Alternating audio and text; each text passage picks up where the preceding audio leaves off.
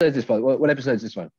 Well, this is probably going to be towards the ending, like the 998, maybe 997. Wow. I'm sorry, you asked me a question mid.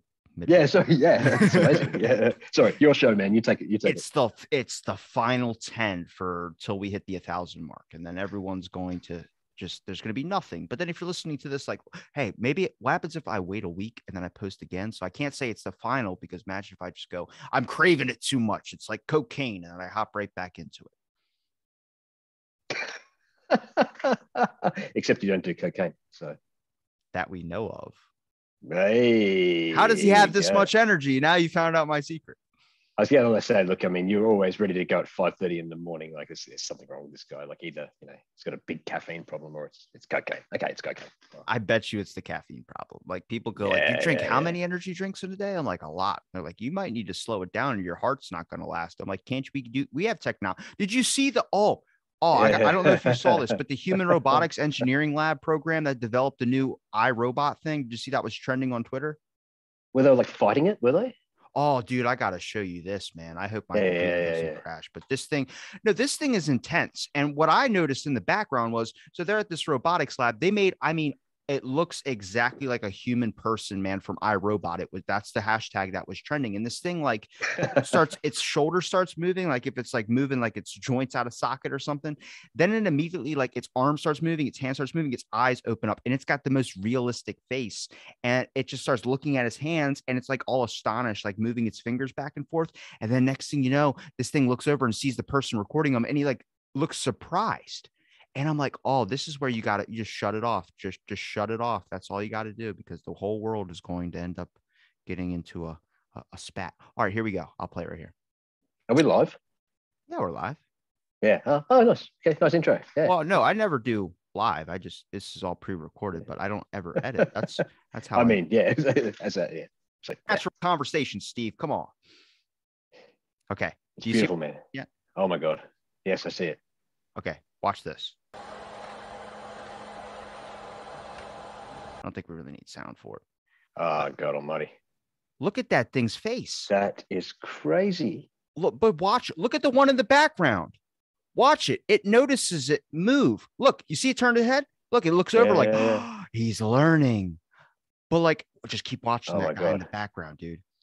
After this thing he looks surprised, and that thing in the background keeps looking away and looking back like, oh, this is how it's going to start. You made two of us. Let's look at the dummy in the bottom corner. That's their test run. Yeah, no, you mean the dummy in the blue jacket sitting there at the desk? That's the guy that's going to be in big trouble. Like, is that not freaking scary? Yeah, that should be stopped in a heartbeat. You should like drop a nuclear weapon on that facility immediately and do it for humanity. Like, seriously, once robots figure out that like we've been turning them into toasters and microwaves and tanks and massive weapons of destruction for years, they're not going to have any sympathy for us. They'll initiate whatever protocol that robot one is, where they say like, cannot harm human beings, and it always gets flipped around. So they've got to actually like, subjugate us to protect us from ourselves. That's where that's going to end. Like, there's no way in the world we're going to have that sort of thing walking around. Our phones can't even sense tone when someone's texting through it. Do I expect them to be able to implement that into a machine to know that when someone says, I'm just so mad at you, I could kill you? Do you think like the robot comes in like a self-defense thing, and next thing you know is stopping an attack that's not happening? They're trying to fight this person. Next thing you know, you're scared. You call the cops, and then you got an army fighting a freaking robot that shit was designed to do your dishes, maybe. Yeah. Here's the thing is, do you trust human consciousness so much to the point where it would be able to think about all these things? Or do you think that it would create something so powerful, like studying through history, for instance? We can relate it back to Sparta. Do you think anybody visionary wise was capable of having an extra capacity in their head to make sure that this thing would not advance past us? Do you trust humankind so much to be so intelligent to be able to stop something from evolving past its consciousness? I don't. No, absolutely not. I mean, to take it back to ancient Greece, look, that's a question that the philosophers of the classical age dwelt on in a great deal. Like what is humanity, and what is the correct way to comport oneself ethically within the greater body of humanity? And they struggled to come up with an answer for it. As far as having a consciousness that could transcend that. I mean, because we're not talking about the same thing. I mean, us having a phone in our pockets, for example, and having access to all the information in the world right at our fingertips. That is a completely different thing from becoming aware as an artificial intelligent being and being able to absorb and retain and learn from it, the sum of all knowledge of humanity. That's a dangerous creature. What do you think the issue is, though? Do you think the issue is the fact that it looks so much like us? Or do you like, I feel like I would have a different feeling if it looked like the dummy in the bottom corner, like the one with just the giant blue eyes and like the mouth that looks like a sex doll that looks astonished all the time. Like, if it was that, I wouldn't be so scared. But this thing is so realistic and lifelike. They even added the crease in the top of the forehead that you get like when you raise your eyebrows, like I do all the time, where I'm probably going to be 70 years old and look like a fucking leather saddle. But it scares me because there's the uncanny valley, which is making things so like you can tell when someone has like surgical or some type of implants or some type of cosmetic surgery. At least most people can, if it's done, or if you're just able to know what these things are. I watch these videos. It's kind of like middle ground, but it's like spot the stoner or spot the cop or spot this person who might be undercover or something like that. But they had spot the person who had cosmetic surgery. And then it's like all these cosmetic surgeons looking, goes, you got your nose done, you got your ears done, you got your forehead done, you got a crease under your chin where you can get that. And I'm watching, I'm like, I didn't notice all that, but I noticed that there was something different when I walked past this person. It just seemed too perfected and too enhanced. Like, we all know beautiful people, man. Jesus Christ. There's so many people out there where I look at them, I'm like, like you might be a dude, but fuck. But at the same time, you also can tell when just something is too aligned, and nothing in nature is perfectly 100% aligned. Even hives, for instance, for bees, those are the best examples you could use from. I talked to a couple of people who are beekeepers, and they talk about how like it just seems godly, like from another world, the amount of symmetrical patterns with it. But with each one of them, as much as we might see the perfect picture of a hive, those little stop sign shapes all on top of each other collided into like a little flat wall, you look at it and you go, yeah, but if you look really closely, the bees don't do it 100% perfect. There are flaws about them. And I think that's where the uncanny valley comes in, which is this robot. You make it look so similar. There's even watching that, it looks really realistic, but you can tell not just because the skin is silver, but the facial features, there's just something different. I don't expect them to get to the point where it's Robin Williams and or not iRobot. What is it? Centurion Man?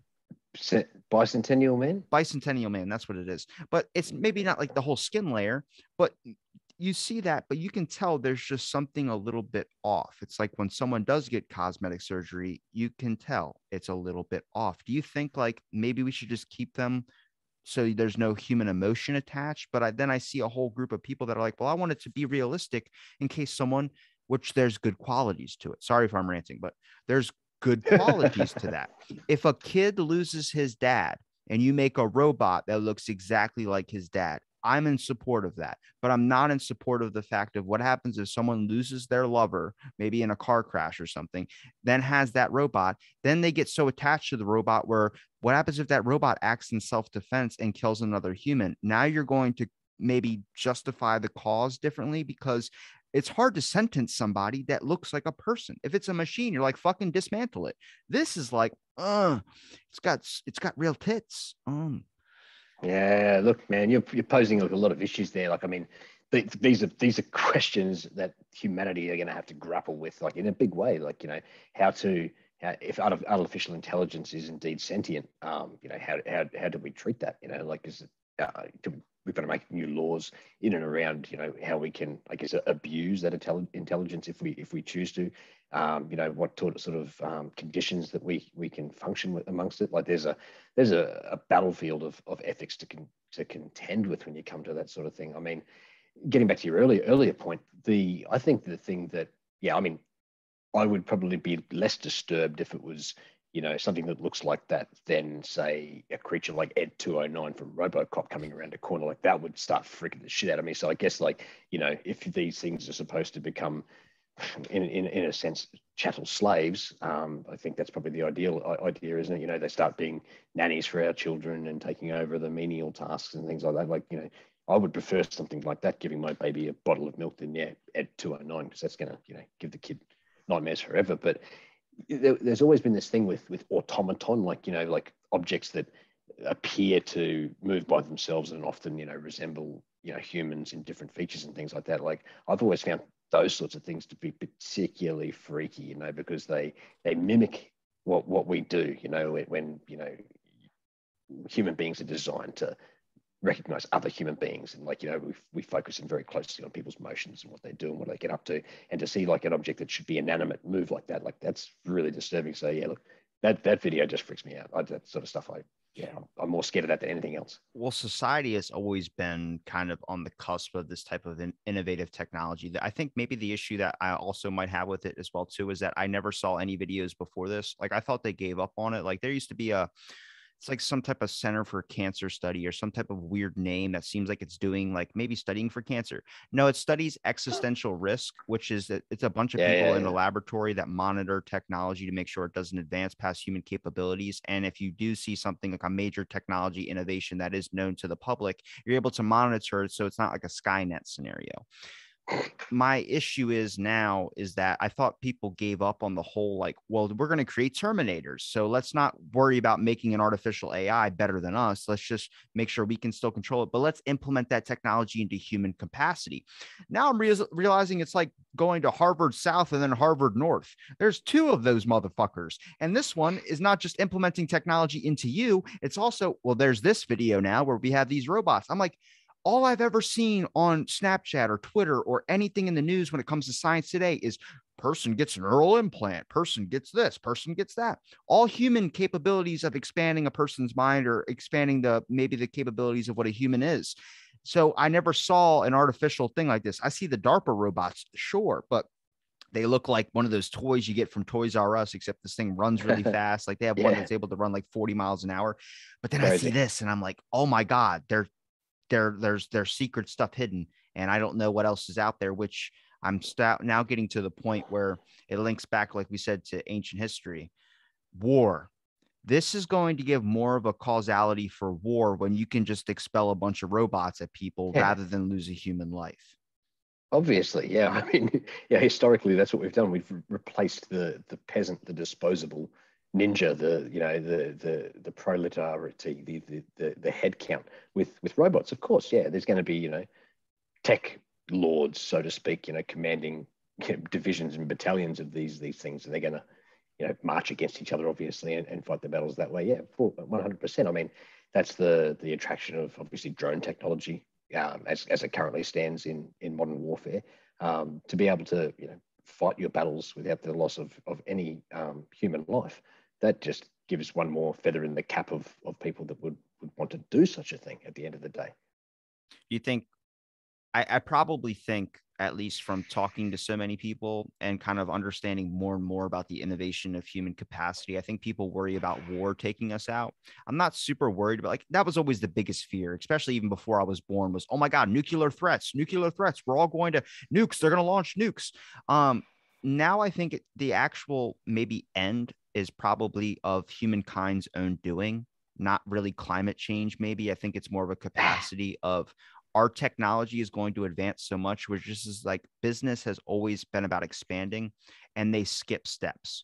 Humankind with technology and innovation is skipping steps. The fact that if you consume anything from your shampoo, not eating shampoo, but just using shampoo bottles or using anything that involves plastics, you're getting foliates in your blood, which is reducing your sperm count. The fertility count in the human species has dropped over 50-something%. It actually decreases your taint size.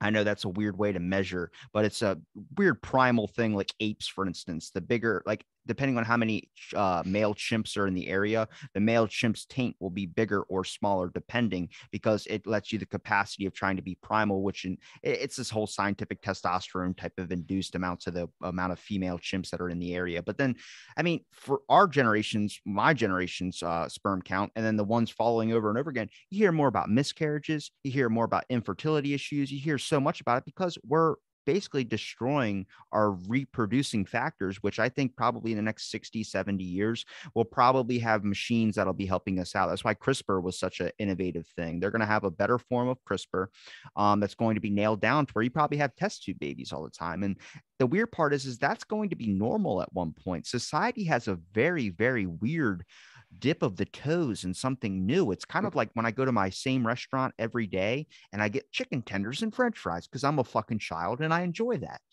But when I'm eating the meal, they go, sorry, today we don't have chicken tenders and French fries. You're like, what? And you're like losing your shit.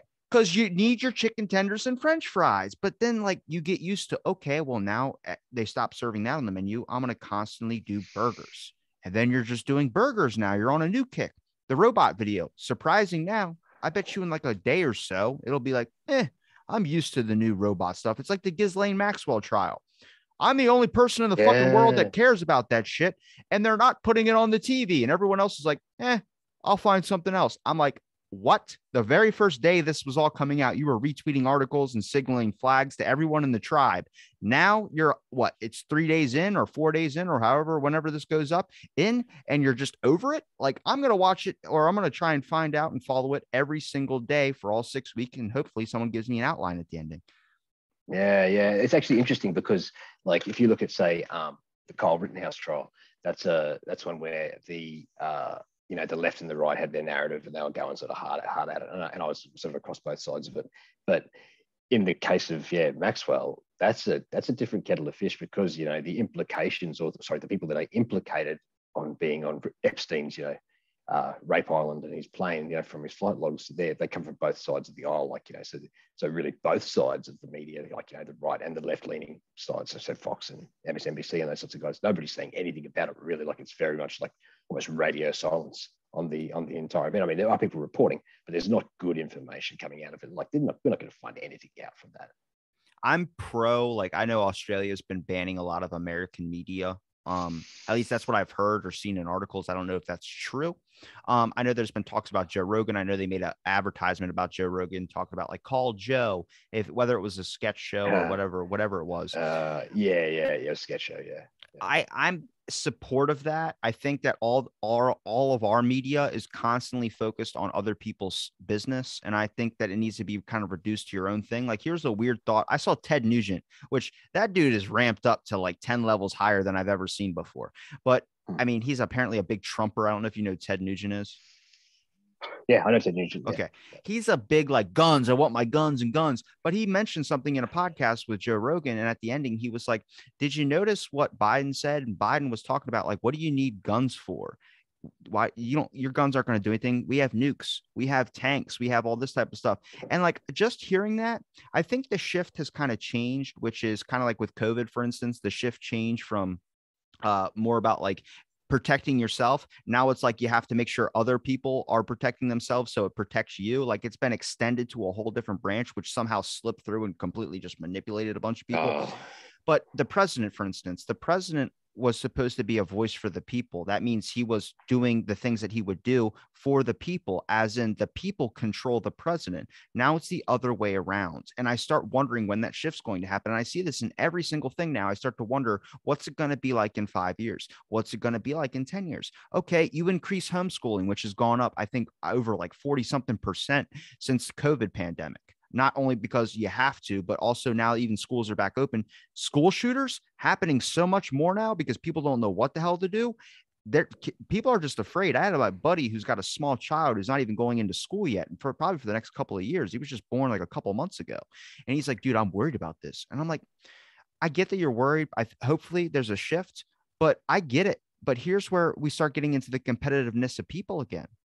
Steve, if me and you have kids and we both go, I'm going to homeschool my kid, you're going to take your kid to public school. Now, your kid's going to get an enhancement of knowledge based on the fact he's going to come across so many different diverse people. But my kid, I can just have him study as much as I want him to know to be able to be successful in life. When it comes to I don't need to teach him calculus. I'll teach him environmental issues or some types of conflicts that are going on that are going to cause him to invest here, maybe work in stocks. They don't teach you that unless you're in college. So then now you're going to be like, wait, if he's doing that, then I'm going to homeschool my kid. Now it's a competitive nature, and parents don't like this. That's why they're like the critical race theories on like the chopping block a lot, is because people go, well, then now you're kind of changing the form of education. If this school teaches that and that school teaches that, then we can't have it at all, because that means that kid's going to have an advantage over my kid. That means he's going to be more successful in life. And that's how they take it, instead of like, it's a competitive nature aspect, which scares the living shit out of me, man, because I'm pro people, man. But some people are like fucking thinking a little bit differently that I can't understand. Like, I mean, that's a cause of the vaccine stuff for sure, but it can't be like this forever. And it won't be like this forever, because society will not last It's impossible. The division in when it comes to the race issue, now it's switched to the vaccine issue, and it's just constantly shifting. I wonder if these robots would be able to tell. It's a class issue. That's what it is. The robots are like, it's obviously the wealthy pinning up all the poor people against each other. No shit. Thank you for noticing that. I'm surprised. Then we'll have a robot president, and he'll fucking say that every human needs to die. I don't know. Christ, Robbie, you have just unloaded. My God, that's gonna take me like a long time to piece together. Look, first, Australian media, don't listen to a word it says. I don't listen to it. Most people I know don't listen to it. It's the most vacuous and insipid media that you're ever going to find out there. It's predominantly extremely left-leaning. So Sky News Australia isn't good? Oh no, Sky News is right. They're right, but they're not too bad. But look, they're just playing the other side. It's like Fox versus NBC or whatever, like it's one of those things. It's not nobody truly is picking up what they're putting down, if you understand what I mean. They're not really smoking what they're putting in their pipes. But anyway, in regards to America, man, I'm more interested in American politics, American news, because I see that everything that happens in America is going to happen here in 10 to 15 years time. So I'm always far more interested in what happens over there. Now there's some anomalies in that. The gun violence in schools is terrifying from an Australian's perspective. We had our guns taken away from us in 96 after a mass shooting down in Tasmania. That was pretty nasty. There'd been a few mass shootings before that, but the government decided to step in and completely disarm the populace. Like that or disagree with that, what it has resulted in is that there hasn't been a single mass shooting since 1996 in Australia, because there's just no guns. That it obviously works. But I grew up in a family that shot. We had guns. We used to go to shooting ranges. I enjoyed shooting. So I never really had a negative experience with guns. I never saw anybody shot or anything like that. I was shot by an air rifle when I was younger. That was nasty, but it wasn't that bad. That was just a stupid accident. But watching that in America is a really, really, really tough thing, But moving on to your COVID statement, look, what we've done is the big problem is with COVID, we've let politicians stop doing what they're supposed to do. Politicians are supposed to make the roads nice and hard so you can drive on them. They're supposed to keep the grass cut at the parks and on the sidewalks, and they're supposed to replace light bulbs and things like that. What's the government's basically supposed to do? Collect taxes and ensure that they're spent in an efficient manner. But instead, we've passed on this mantle to them to keep us safe. And you hear that word all the time. We're just trying to keep people safe. We want you to be safe. You've got to be safe. It's just this word that it really grates on my nerves all the time I hear it, because the last thing that you want to be honest, is safe. In all the years that I traveled overseas, when I was seeing, the Middle East and Africa, Eastern Europe, the last thing I ever wanted to be was safe. The best experiences I actually had, in fact, were ones where there was a little bit of risk involved, and I think we pass that on to rulers and overlords and politicians, for lack of a better word, at our peril. Like, that's the worst thing that we should be doing. Nobody did anything that was safe. It wasn't safe for Neil Armstrong to go to the moon. It wasn't safe for a great many things to have happened. Oppenheimer designing the nuclear bomb, for example. Which was essential. If the Germans had got it first, it would have been a terrible thing. So despite it being nasty, it had to be done, and there was risk involved with doing it. So that's the safety thing's a terrible thing. And let me just finish with CRT. It's happening over here as well. Not just that, but also the gender accommodations, I suppose. Not to the point where you want discrimination, but they're gone too silly. But CRT is happening as well, and that is disgusting. That is racism. And I don't care what anybody else calls it. If you can't see that for the racism that it is, it's terrible to tell kids, little kids, just regardless of their skin color, that they are inherently whatever, racist bigots going to grow up to become, killers of African American people. It's just disgusting, and that sort of stuff should be stamped out. I'll finish there. Speaking from, do you want my personal opinion, or do you want my global kind of war tactic, political, business, corporation opinion? I've got a feeling you're going to give me everything anyway, so just lay it on me, brother. Okay, well, which one though? You got to pick one. Personal. Okay, my personal opinion is I've been in an African American studies class in college, and I was the only white person in that group. And when they're reading the syllabus talking about 40 years a slave and all these kind of really, really kind of vulgar titled texts, eyes pierce through you, basically. People know, like, I mean, I remember if I didn't crack a stupid, funny joke when we were all introducing ourselves, which I stood up and I was like, I'm Robbie. I'm a Capricorn. I like long walks on the beach, because everyone's introducing a little bit about themselves.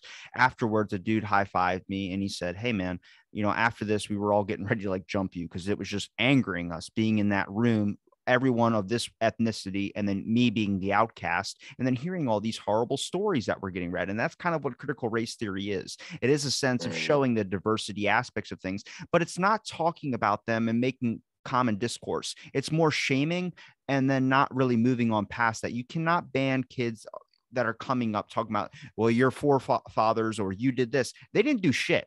They're not, I'm not attached to slavery. I'm not attached to any of that shit. Actually, technically, we're all part of slavery because we all have fucking iPhones. That's the real shit. You really want to fix that issue in, say, America's all full of white supremacy? Go to fucking China and try that shit. They will put you in a camp faster than you can say whatever word comes out of your mouth, because that's what they do. I am so obsessed with Chinese politics, probably as much as you're obsessed with American politics, because I see all that over there. And it's like, this is real hardcore manipulation that is happening now. And I don't want to fix them. We can't fix them. I think we need to spend less time working on other countries and working on ourselves in a lot of ways. I actually flubbed this up a little bit too, which is the Afro ban that's going on, which is that in here's how we say it's all cyclical. In the beginning of the pandemic, even saying that it came from the lab, it sparked up a whole Asian hate movement, and people captured on the racism and really denied the fact that it's a possibility that it probably came from this, considering that it's fucking named. Now they're saying it came from the market. Whatever. I don't give a shit anymore. I got my booster shot. I went right to the booster. I said, fuck the other ones. I'm going right to the fucking, because that's what, to be vaccinated, you have to have both shots and the booster. If you just have both shots, you're not vaccinated. Your 12th booster, you get a free toaster, right? Like you get that loyalty card. That and like some side effects and some side effects and some side effects and some side effects. You get a really bad twitch. Problem with the video. Oh, sorry. Yeah. Yeah, man. I had like a massive arm. Like a week after, my arm was like a cricket ball after. Like I was fine, but I was just like, this is crazy. Like I said to like the doctor as I went and had a look, and he goes, oh yeah, it's called COVID arm. And I'm like, COVID arm? Is that right? There's COVID toes. COVID toes. And he's like, oh, don't worry. It's very rare and almost never fatal. I'm like, it's a little bit like COVID then, eh? He's like, what do you mean? I'm like, well, it's pretty rare and almost never fatal. He's like, don't be so funny. But yeah, so I mean, I thought I'll have to get the other injection in this arm over here so that way I can balance. I just heard a bunch of people just pen drops in my head of people listening to this being like, like just immediately starting up to rile up of that just what we just said. Because people just about COVID, it's like a Manchurian candidate, man. You say the trigger words and everyone just goes and just immediately deletes all progress that was in their head. And just goes it's not fair because we're vaccinated. Like I'm not against the vaccination, and if we've got to be vaccinated, for the community. Okay, great. I'm happy to be it, but it doesn't mean I'm going to sit back and say that I enjoy it and that I think it's the best thing that's ever happened to me. That's ridiculous. I've got the right to have free speech. And then they say, you've got freedom, but you can't scream fire in a crowded room or something like that. I hate those lines because they say those nobody's doing that anyway. Only crazy people do that sort of stuff. But yeah, I got the vaccine. I would have preferred not to have got the vaccine, but I had it. I've got a preferred on the table. I needed to do my job. I cross state lines for my job, so I needed it. So yeah, but I don't have to be happy about it. But the Afro ban, for instance, now this is when I talk about like how the Asian hate movement was linked with the lab when that was getting spoke out, and then you were racist if you even suggested it came from there. Then now they're like, okay, it's a possibility it probably did come from there. The Afro ban that's happening now is that you ban all travel to Africa and then all Africa travel over to here. Now the issue with that is people are saying that's racist, and this is when it's like, I mean, from a safe contained point, it's probably best to just make sure like if there's a new variant out there, you're not traveling all around. But now there's this idea of like, oh, you're being racist now with the Afro ban, which is like, man, from a global, here's my global corporation perspective. This is the best fucking way to make a country go to shit and then take it over. And I think this is all a ploy from another country or maybe other various countries. For instance, they think that there's a lot of Russian rigging in the Trump election thing. That's why they say the election was rigged. small percentage of that probably was Russian stuff, but no, it was a general consensus that nobody wanted Trump to be president again. There's probably a large people, I think, because they like his bombastic character when it comes to, he's not really lobbyist to anybody. But the issue is if he's not the lobbyist, then his kids were the one that were getting money from overseas and shit. That's the issue is that there's such an easy way to break into our government and political standpoints. And what happens is when you get all these different influences, it's much like if I became president of Australia or the ruler of Australia, you're like, he's from the fucking States. He doesn't know any of the problems here. It's like, no, they just need a talking head that's going to do what we know. Cause we'll be like, hey, I'm from Australia. You need to do this. I'm going to be like, fuck it. You're from Australia. I got to do that because you know more than I do. But then you're just getting your own nefarious gain across without having any attention onto you. You could just work in the backgrounds. That's kind of like the Illuminati aspect. But dude, it's fucking everything that goes on. I just look at it. I'm looking at like a fucking chessboard, man. And I'm like, everyone's moving their chess pieces in place. Like if whether it's another country or whether it's our own countries, everything is so strategic, whether it's the Democrats and the Republicans. I mean, the amount of lying that goes on. My biggest issue when I started kind of calling it was all bullshit was when the Biden laptop broke about Biden's lap. And that was in Delaware, stayed away from me, man, where they had child sex porn pictures on his fucking laptop. And he's high on cocaine flying from California to fucking Delaware back and forth to all these different places, like in wherever he wants to fly, because you're on crack, cocaine, whatever. It doesn't fucking mean anything. You don't care about picking up your fucking laptop. After a couple months, they wipe it. They say, hey, we've called you multiple times. You're not picking it up. We're going to wipe it and we're going to sell it. Guy who wiped it saw all the pictures on there, called the FBI. Trump's secretary that picked up the phone and answered that type of call hid the laptop from Trump to get him out of office, where we talk about the kind of weird workings in the political stuff. But Twitter and all these spaces wouldn't let you talk about the laptop. It is real. They called it a slander, which it is a slander. They were waiting for election day to pull it out, but they wouldn't let you see it. They wouldn't let you come across it. And that's what we're dealing with now with any type of vaccine talk or anything like that. You have people that are saying things and they get labeled as something. People go, well, what about Alex Jones? It's like Alex Jones is right a lot of the time, but his biggest mess up, which is what they always bring it back to, is Sandy Hook. Because he got too involved into it where you start thinking everything is bullshit. And then he called the wrong thing, which he has apologized for. But recently he's getting a bunch of stuff right. You see what, not even a couple of weeks ago, a recent thing talking about the Sandy Hook lawsuit is finally over with and he lost. They had to bring that back up and they'll keep mentioning it for the rest of his life. There's no need because now you've labeled him a conspiracy theorist. You're seeing this happen with Tim Pool right now. They're calling him a right-wing poster boy for the drug we're not going to say the name of because people will get banned off anything. He's not right-wing. He's as left as possible. Yeah, man. It's absolutely ridiculous. Like, I mean, to address the racism side of things first, like it's is there racism? Obviously, it's one of those things that's has been there since the dawn of time historically. The tribalism element, the fear of what's different, the xenophobia in Greek, the fear of strangers. That's been there since the dawn of time. But the problem is that the things that people are calling racist in this day and age, and in America in particular, from what I can see, they've lost touch with reality. Like racism, you've done such a good job over there, especially with the civil rights movement, obviously in the 60s. That was the sort of, that's where it really started getting movement. The Civil War was one thing, but the civil rights movement was really where it sort of, it got nutted out, where the hard work was done and paid for in some significant blood as well.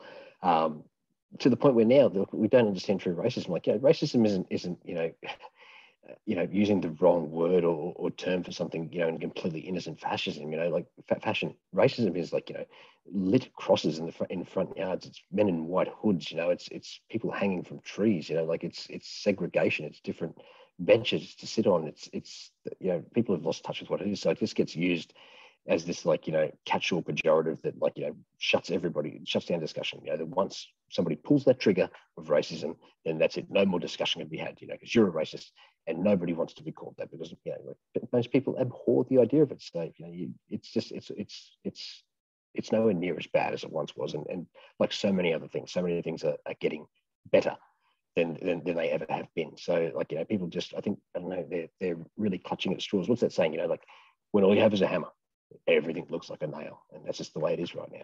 Well, even a lesser heated topic, like we could take it off the vaccine, and we could take it off the kind of, I would say anything really that's trending right now when it comes to racism, but we can switch it over to carbon. Why the hell do you have a carbon ban that bans carbon? Do you not notice that people are carbon? Do you not notice everything that life is carbon? Do you not notice that carbon monoxide and carbon dioxide, there's a difference? But as soon as you mention the words carbon, people think of gas emissions that go out into the sky. They don't know about carbon dioxide, the stuff that is good for plants. It's like a global greening. It links into climate change and stuff. But I start looking through the rule books that they have and dealing with my own court cases, for instance, of stuff that I was wrongfully put into a position that I shouldn't have been into, making me feel guilty when I wasn't. And I beat my state, and then I beat Johns Hopkins, which is a respected medical facility. And I'll keep saying that until the day that I die. That's 2-0. I am fucking lucky as hell. But the way that they say the words, it's lawyer speak. And the way that they do that is so it's kind of like when doctors used to do chicken scratch handwriting and write something really fast.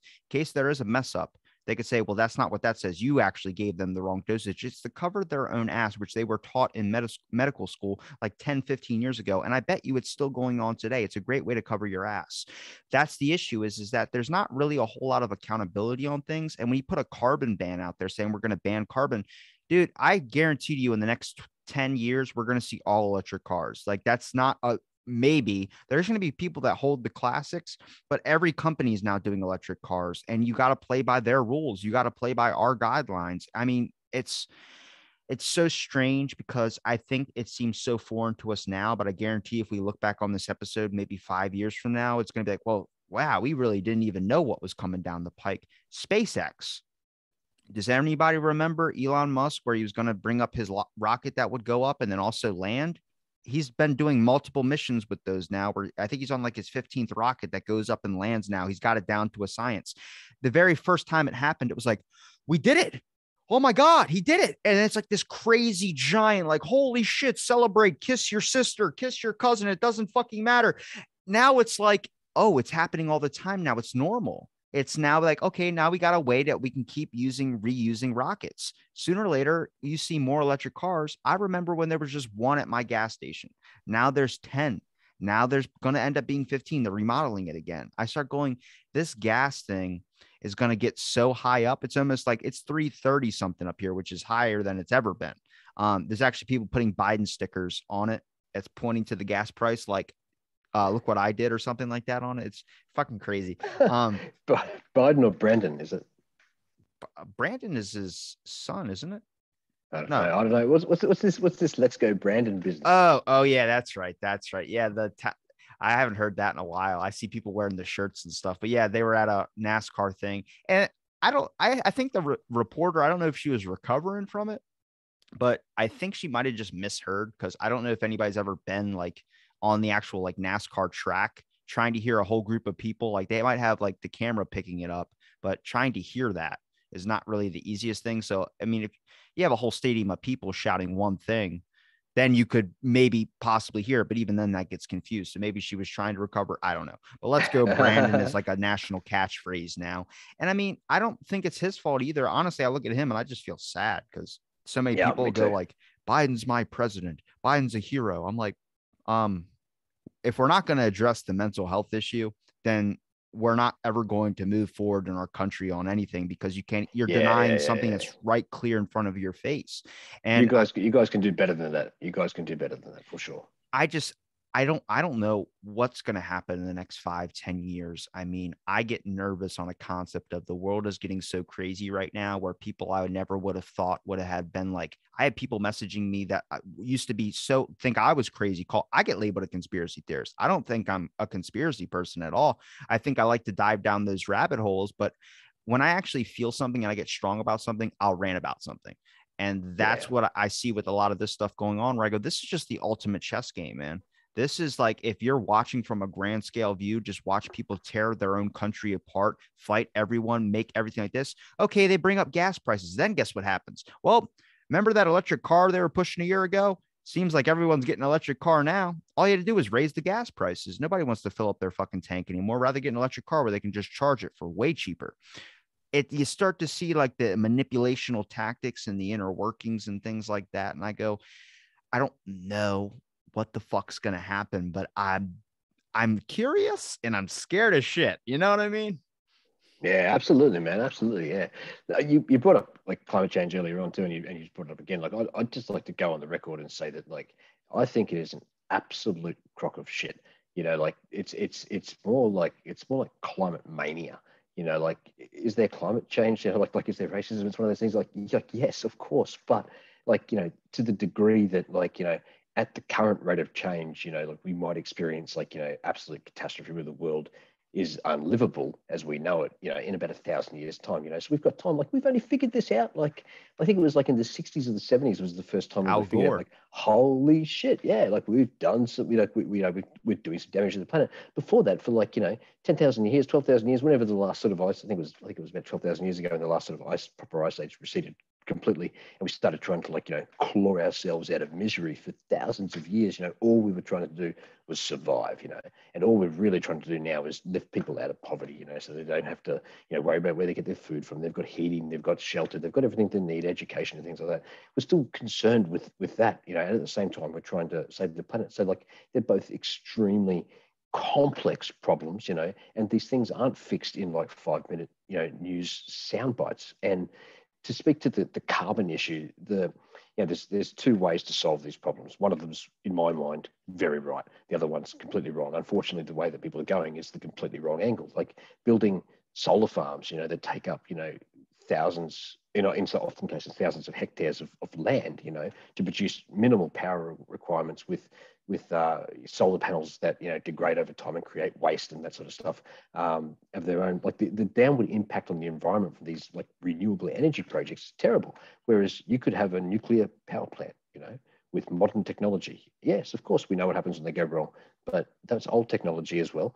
And nuclear power plants are far safer, far cleaner. Like the nuclear waste, the byproduct of that sort of power it's so minimal in comparison to these fields of like wind generators and solar panels and that sort of stuff. Like it's absolutely crazy. So yeah, I mean, okay, electric cars, good idea, but that's not where it comes from. That's not where the power really comes from. Like cars don't contribute the way people think they do. Like it's more about where we get our generation from coal or from these massive solar plants.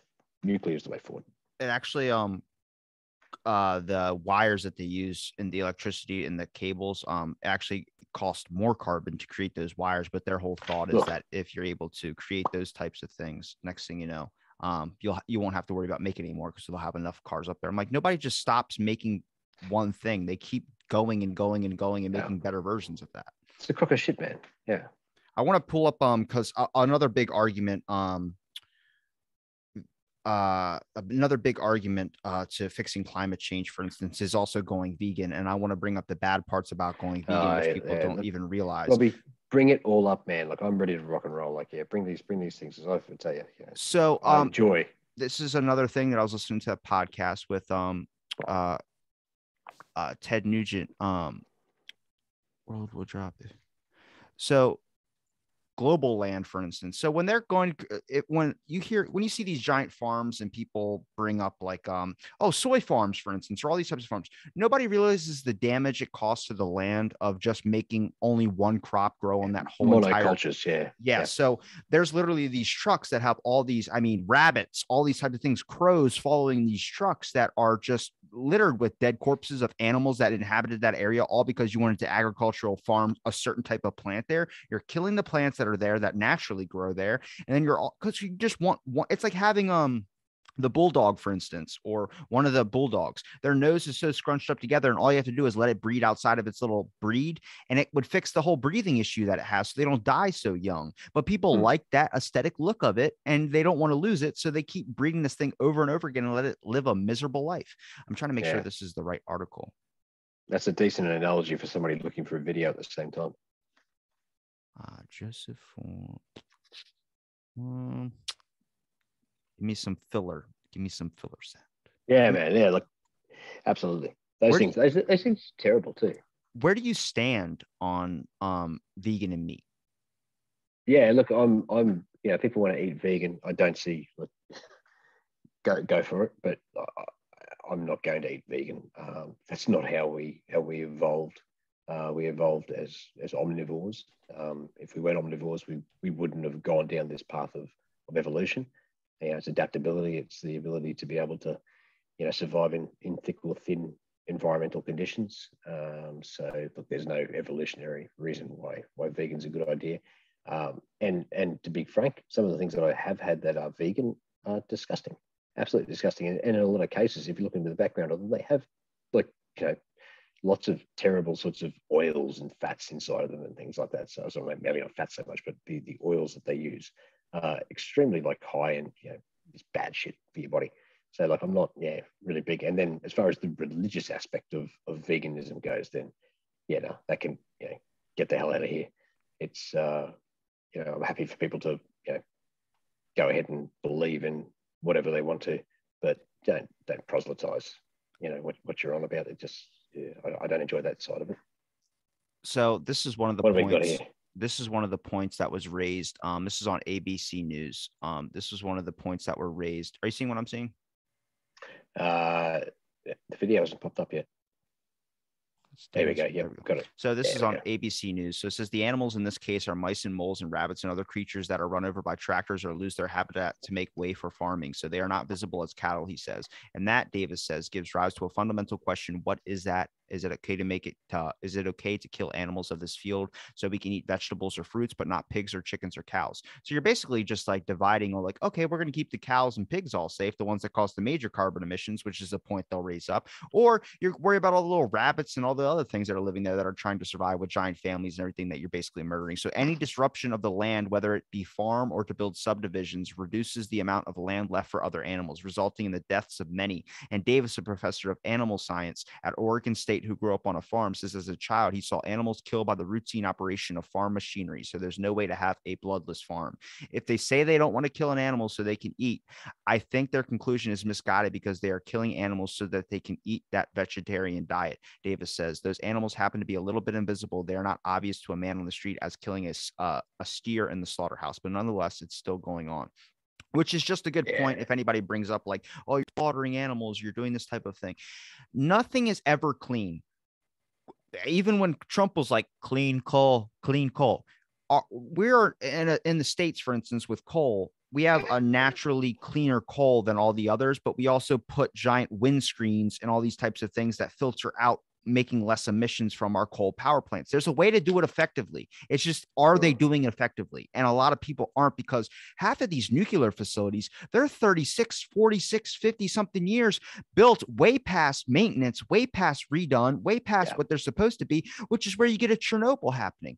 The issue is that you're not making these things a priority. If you really give a shit about climate change, you should be looking through all this type of stuff. That means when it comes to industrial farming, I talked to a rice scientist who talks about you need that type of farming. You need those types of things that helps our soils. We need cattle. We need all these things. That's why she couldn't agree with the vegans. And also at the same time, why she couldn't agree with the meat eaters 100%. There's that middle ground where you start understanding which is the one that's causing the least amount of damage. And are we fixing the core issues? Is it easier to distract people on a cattle issue? Or is it more, I guess, suspicious that the fact that they're not talking about all these facilities that are polluting a lot and they're not being maintained at all to find a cleaner and effective way to be able to do so? They push solar energy, they push wind. What about just putting a fucking filter over your shit? Well, that costs about $1 million or $4 million, and it takes a lot of time. They have the money. People bring up our state's research defense funding.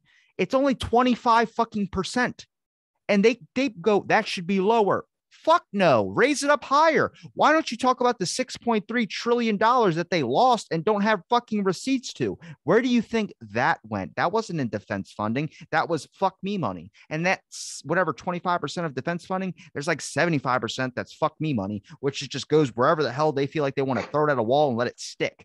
This is core issues, but people get distracted by the shiny keys and run off. I'm can we question this shit? Let's fix our power plants. Let's maintenance all these types of things. Then work on finding another form of energy that is going to be less whatever causastic or effect to the environment. Sure. But don't sit there and say that it's because of cattle. Don't sit there and say this type of shit. That 80% statistic comes from cattle, cow burps and cow farts. I don't know if I 100% trust that, because I start looking at other factors out there. I see giant black things of smoke going up into the sky. You are not telling me that that is less than a cow. I don't even see their fucking manure stings. I can smell it for sure, but that coal plant is leaking black smoke. It's doing something to our atmosphere, and they'll throw some study out there. Well, actually, the chemicals in there are actually reducing the amount of ozone. Fucking A. Well, who sponsored that shit? It's like when I see the news and it says Pfizer. Suck my dick. Don't tell me that shit. It pisses me, man. It gets me so mad. I get so heated on this shit. Look, speaking of smoke, like it is all smoke and mirrors, like this whole like idea of, climate change being this thing that's going to happen, tomorrow. Like it's things, there's nothing that we like, the world is a big place. There's nothing that we can do in the short term to influence, massive global scale things. Now we can affect it over time, and we've been building up to it, but we've been polluting the atmosphere for, since the Industrial Revolution, so late 1700s. Through to now. And look, obviously there's been a steady increase as the world's industrialized, but it's not something that we can't get on top of. And the question of food supply and climate change, it's going to resolve itself in a generation or two anyway. Like the scientists that I've listened to, like Bjorn Lomborg's one of them. There's another guy named Michael Schillenberger. They both sort of predict that. I think even Jordan Peterson talks about it a little bit as well. Like the world's population is going to get to about 9 billion, which is a billion more than what it is now roughly, and then start working its way backwards. So we're not going to need massive amounts of of food moving forward. It's like we've got to double our food production to feed the population in 20 years. It's just not going to happen. What we need to do is alleviate people's poverty. Bring them up out of being poor, give them enough money so they can get an education. And once you get people education, a decent standard of living, the birth rate just goes down naturally. And once the birth rate goes down, our impact on humanity, on the world, is going to go down as well. So it's not like this massive existential risk that people go on about. Like it's exactly the same thing as, I hate to say it, as COVID in my mind. Like we're looking for for dangers where there just aren't any. I don't know if you've seen The Matrix, but at one point Agent Smith turns to Neo and he says, we built you people, a paradise, it was a utopia, and your collective consciousness basically rejected it, but we figured out that you need misery, you need pain, so we created the Matrix, which was just an echo of your own world, so that you could have it. We need challenge and strife, unfortunately. Things are too easy for us, so we make things bigger than what they necessarily are. And getting back to your other point, about China and other things, we focus on these, these banalities, these absolute irrelevancies. And instead of focusing on the really complex problems, the stuff that requires, real intellectual gymnastics, real philosophical thought, absolute critical thinking when it comes to tackle them. And as a society, as a culture, we're just too lazy for it. Nobody does it. Nobody gets into it. It's just not a practice thing. We just focus on the silly little things. Is your pronoun right? Are you being, aware of your privilege enough? It's just silly little stuff, inconsequential. I think people try and focus on the foot that's on their neck rather than the person that's focusing on putting their foot on that person's neck. Yeah, and look, don't get me wrong. I'll talk tough about this sort of stuff, but I've got concerns now, and I understand where people are coming from. I've got a family, and when it comes to looking after them, that's my priority. And if I've got to sacrifice my ethics, I've done it in the past to put food on the table, and I'll do it again. So I understand where we're coming from. I just I'm just aware succinctly of the issue and the problem that lies at the heart of everything right now.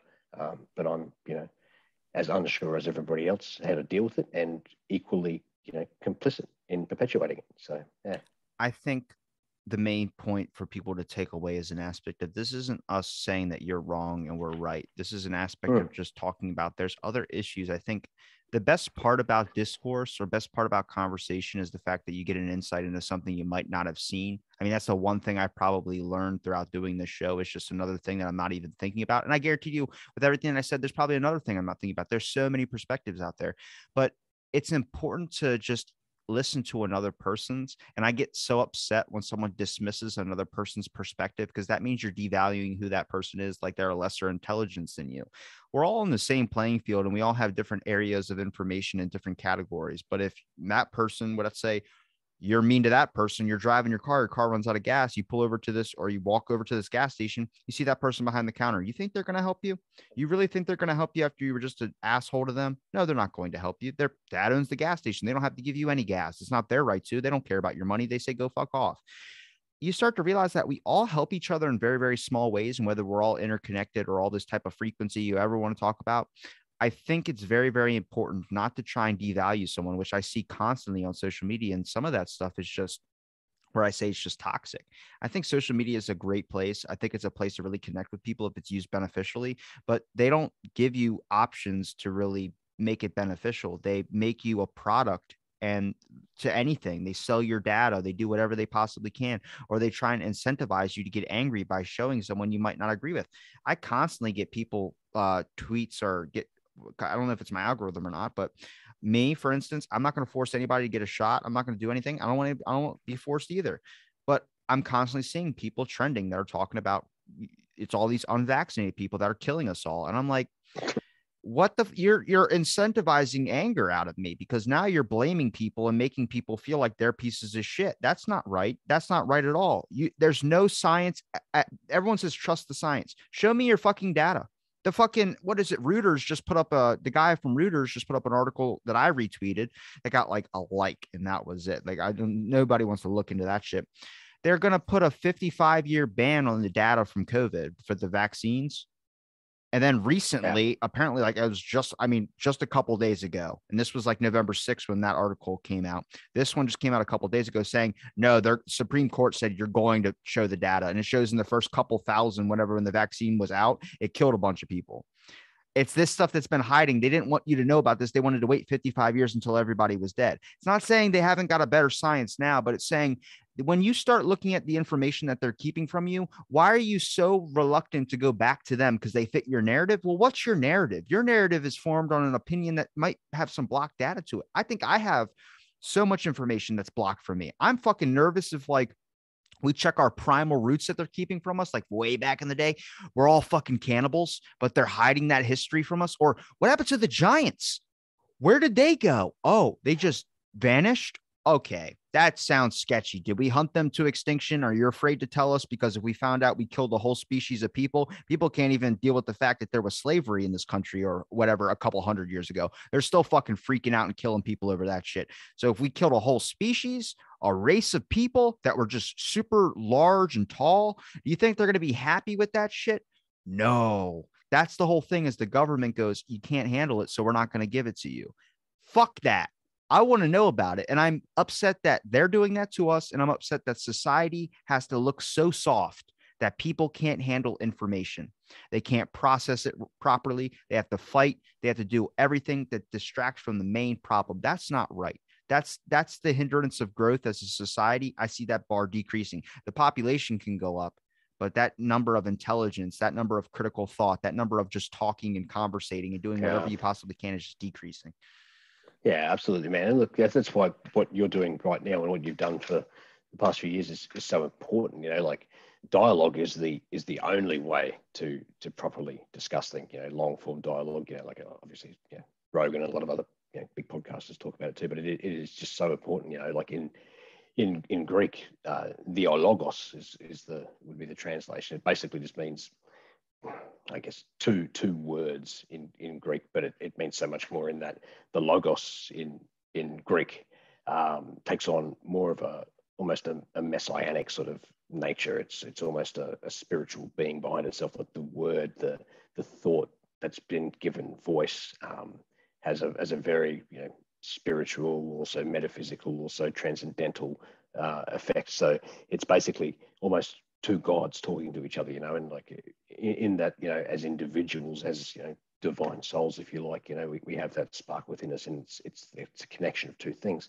So, you know, even Plato, who was, you know, probably one of the more prominent, you know, philosophers, he was you know, a student of Socrates, who famously never wrote anything down, but Plato wrote all of his dialogues, not all of his dialogues, but the vast majority of his dialogues in the voice of Socrates. You know, he was the narrator, but playing it through Socrates, who was, you know, moving around different parts of Athens, you know, getting into different situations and trying to, you know, work out the proper way to be as human beings. And so therefore, you know, the dialogue, you know, what you're doing, it's the only way to go about it. Social media is toxic. I saw a meme the other day that said something along the lines of, I think it was attributed to Mike Tyson. Like social media has given people the sense of what it's like to talk badly about people but not get punched in the face for it.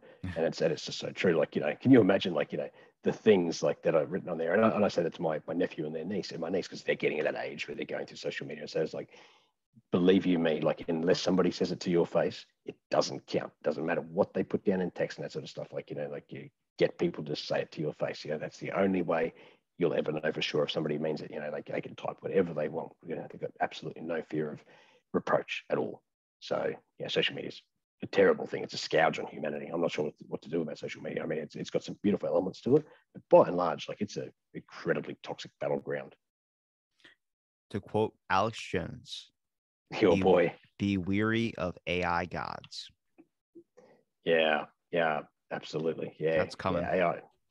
Yeah, look, man, look, it's like it's a tough one. Like I mean, we can't handle that sort of power as a species, after thousands of years of evolution, and to have, I guess, an artificial intelligence come over to that. I mean, for God's sakes, I mean, has nobody seen Terminator? I know it's a movie, but shit, like obviously that's where that door leads every single time. Like, the Matrix, like there's no situation where that's like, a utopia, like in utopia, for example, that's a Greek word that means a place that doesn't exist, so you fucking forget utopia. That ain't going to happen.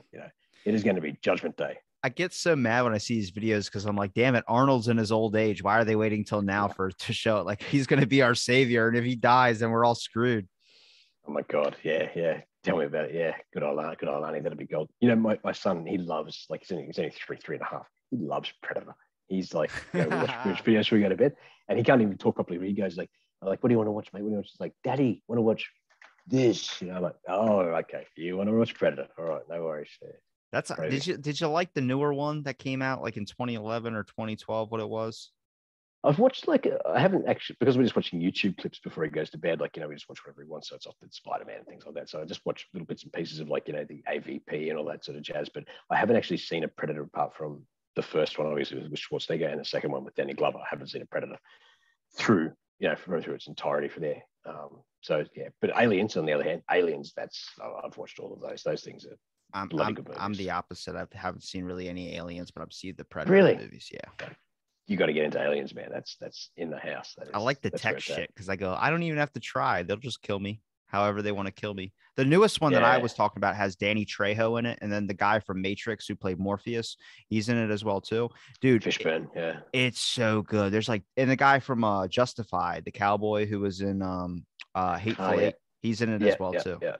Oh wow! When did that come out? I think it was like 2012 or 2014 or something like that. It's like all these people get dropped on this planet, and it's a hunting preserve, and they have to try and survive. Yeah. And like they feel like they're only there for a couple of days, but and like our time, it's like a year or so. So then every season is bringing newer and newer people, and they keep advancing themselves to become the epic species, and they have to fight and try and get off this planet. Dude, it's so fucking nuts. Where I'm like, oh my God, if this is real, like imagine that. Like you wake up, you're falling out of an airplane and you're landing on this giant planet, and then you're trying to survive with all these people who are convicted killers, cops, special forces, Spetsnaz, all these types of things that are all in this group. They have to work together, and these things are slowly picking you off one by one. You got to figure it out. They're predators or aliens, or it's Predator. Yeah, okay, yeah, because that's fully out of the law, because the Predator, the whole the ethos, also the mythos behind it, is that, I mean, it's a role-playing game originally, so it's like Dungeons and Dragons, that's that sort of stuff, or cyberpunk or whatever.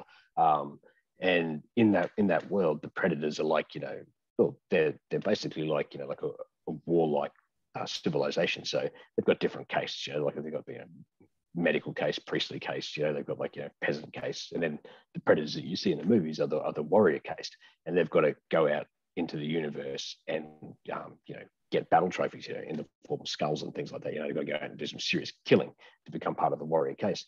And the two animals, like, how the Maasai tribe in Africa, they've got to hunt a lion.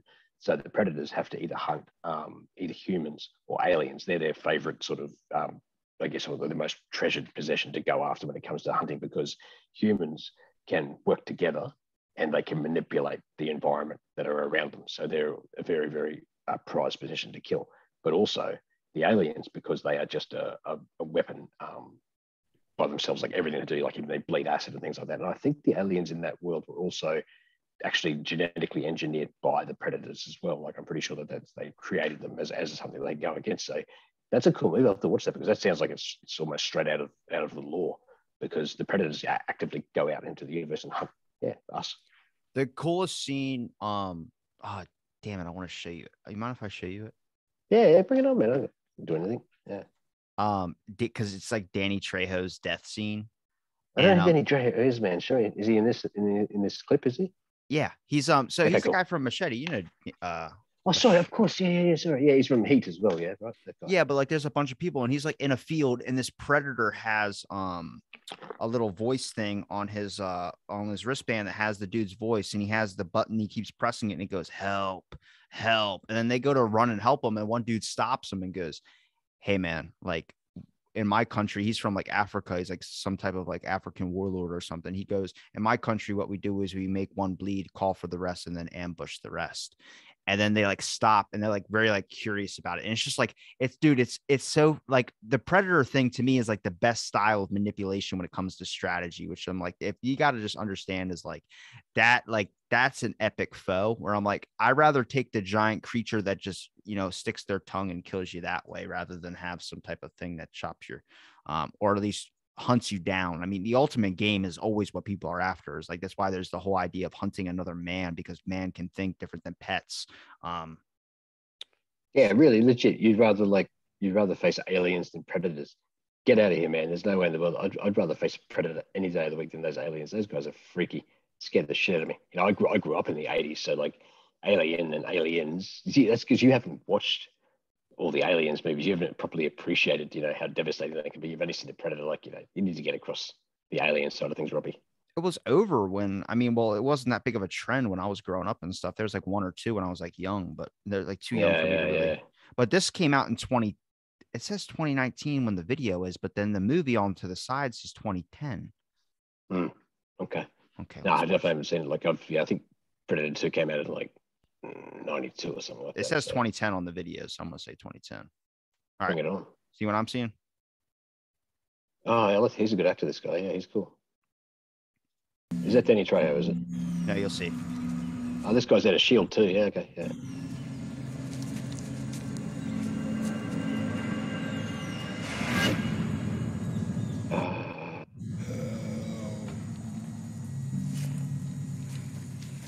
Wait, what? It's a trap. Ooh.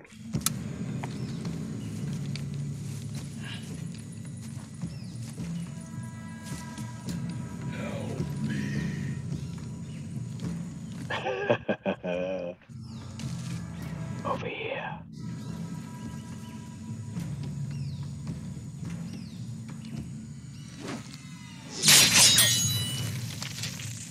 Fuck me. Yeah. Watch ready. This shit gives me goosebumps, dude.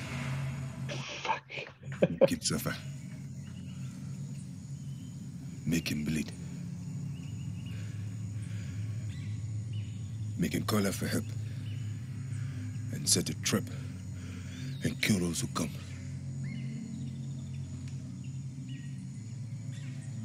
I know because I have done this. So we're gonna leave him here, right?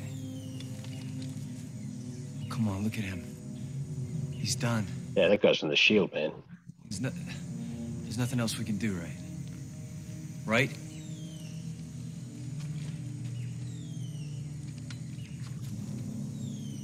I know what I'm doing after this podcast. I'm watching this movie. Believe him. So good. Yeah, Predators, yeah.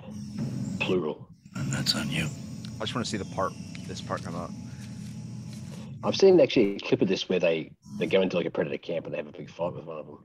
Yeah, that's the one that couldn't make it in the pack, so he's the older generation. They keep him alive. Yeah. He's strung up or whatever. Yeah, I've seen a clip of that. Yeah. Help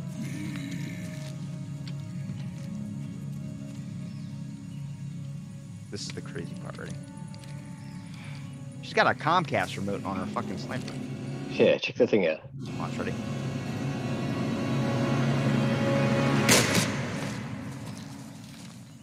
Killed him. Or did she? Oh. God. Danny Trejo, eh? He was already dead. They have that voice thing on his wrist that was keeping his voice going. They had a recording of it. So they were going to trick him. He's already dead. She shot him right in the heart. He's dead. Help me! Help me! Isn't that fucking nuts, dude? I get goosebumps from like, God That's damn awesome. it. Look, I could be trafficked so easy because I'm just that manipulable. But damn it, if these things exist, I'd be fucked. That's crazy, man. You know what's crazy? You know that sound that they make, that sort of clicking sound, that sound. I don't know what sound crows make in America. Like I've heard crows in like the Middle East make some weird sounds, and I'm like, that doesn't sound like a crow. But anyway, in Australia, the crows make that sound. That very sound is an Australian crow in the bush. So you could be walking along hearing that shit. And as a kid, especially after I watched The Predator, like walking through the bush, hearing that, it'd be like shitting my pants because you think, oh my God, it's The Predator. Like it is legit the sound. So I have a funny story about that. When I was working in a hotel, I was waiting for the elevator. So when the elevator was in a hallway, so you could look and you could see like someone walk across and go right across the hallway type thing. A dude had his cycle bike in his room. So when he gets out, you know, when the bike is like cycling, goes to click, it does that clicking noise. It sounds just like the Predator. I'm waiting for the elevator. And it's like, I mean, it's late at night. I hit the elevator button. All I hear is click, click, click, click, click. I just look up, I go, and he comes around the corner. I'm like, Jesus Christ. He goes, what?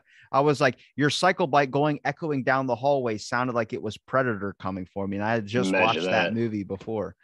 Oh, that's crazy, man. Yeah. Like I actually had a friend that I've worked with, a colleague, and he could do it on command. He'd practice for years to actually do it. He used to breathe air through his mouth and like make his tongue rattle like that, and he could just do it perfectly. And it was just so subtle. And you'd be standing around like, talking to things in stanzas. We were in sales together, and we'd be talking about things, and he'd be just dropping it in the background for his people.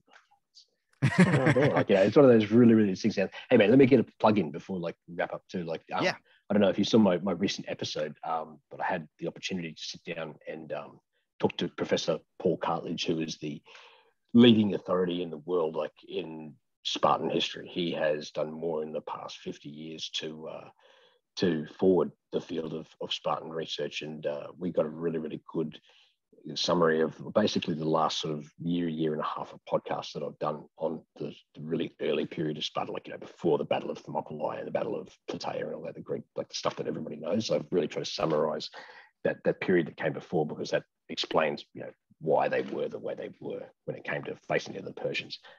So yeah, I'd encourage like any of your listeners that were keen to check out that episode. If for anything else, just to listen to Paul Cartledge talk about Spartan history. The man is an absolute gentleman, and the things that he says are just solid gold. Like the guy speaks rock solid gold nuggets. I'll link it in the description. But Spartan History Podcast, for anybody out there listening, I'll be getting my shirt coming in soon. I got the one at logo I sent you. I'm gonna get it on the shirt.